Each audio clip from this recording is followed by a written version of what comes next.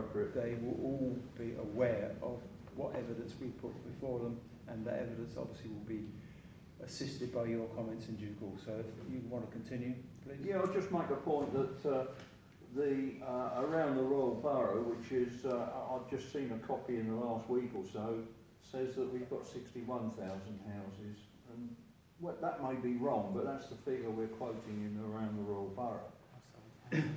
I think irrespective of how many houses we've got, but we haven't got the area to build. well, that's the point. We've got the There's river only and the Crown Estate. 17% of the borough isn't green belt, and a lot of that is floodplain. So it's an enormous problem we've got already, and the proposition that's before us would make it worse. Indeed. Just a quick one, the DFT review, in fact, goes to some length discussing the M4, but it doesn't even mention the M25, which is a bit staggering. And there again, one thing which hasn't been mentioned much, and it's a technical thing, 3 runways cannot be divided by 2. So how on earth are you going to work fair respite? One of those runways will be working on mixed mode, and you'll have 2 runways next to each other or spread out with planes taking off or landing. There won't be a quiet space anywhere. Talk of respite is rubbish, and I think that point should be made very strongly.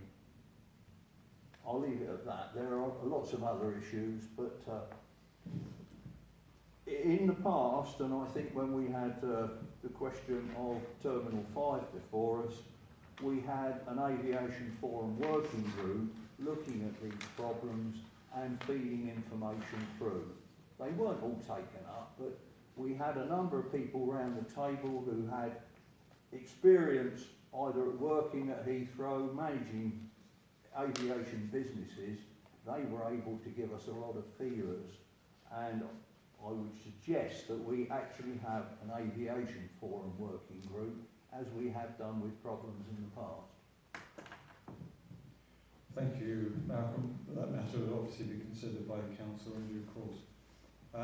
Is there any other questions from the public area? So, the back again. Earlier it was stated that this is one of the periods where a legal challenge could be raised. I think we're in the period of public consultation.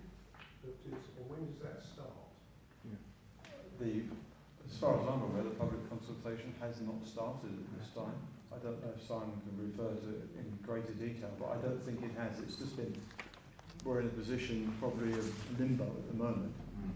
The next procedure will be a public consultation, and other matters as well as they arise. There hasn't been a timetable set, but the gentleman here, unless you've got extras to that. My understanding is the public consultation will happen in a year's time, probably for about 3 months. Yes, because again, we still haven't seen very detailed plans of what's going to occur. As I said, we've had the ski jump offer at the moment, and we still don't know the future of how and when the runway and the M25 shall meet. I could be wrong here, but I thought the consultation was at the time of the publication of the National Policy Statement. Yeah. Indeed, yeah. Right, Chris, sorry, I didn't. Who organises that consultation?